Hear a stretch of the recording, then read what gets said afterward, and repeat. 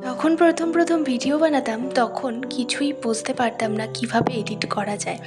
আস্তে আস্তে অনেক কিছু শিখছি, আর মনে হলো একটু এভাবে ভিডিও বানাই, তাতে আমি তোমাদের সামনে থাকলে তোমরা এটাও বুঝতে পারবে যে কিভাবে আমি কেকটা বানাই। আজকের যে ভ্যানিলা কেকটা বানাচ্ছিলাম তার আইসিং থেকে শুরু করে পুরো কেকটারই ভিডিও কিন্তু আমি সামনাসামনিই করেছি। তোমরা আমাকে এটা জানিও যে আমার ভিডিওতে কোনো কিছু যদি ভুল থেকে থাকে সেগুলো আমি কিন্তু সংশোধন করার চেষ্টা করব। ভিডিওর প্রথমেই আমার মনে হচ্ছিল, মানে একটু প্রথমে কেমন যেন লাগছিল যে এই প্রথম তোমাদের সামনাসামনি দাঁড়িয়ে কেক বানাচ্ছি। হ্যাঁ, মাঝে মাঝে একটু ভুল হয়েছে ঠিকই, কিন্তু আস্তে আস্তে চেষ্টা করলে হয়তো সব কিছুই পারা যায়। সেটা আমি আমার এই ভিডিওটা দেখেই বুঝতে পারছিলাম।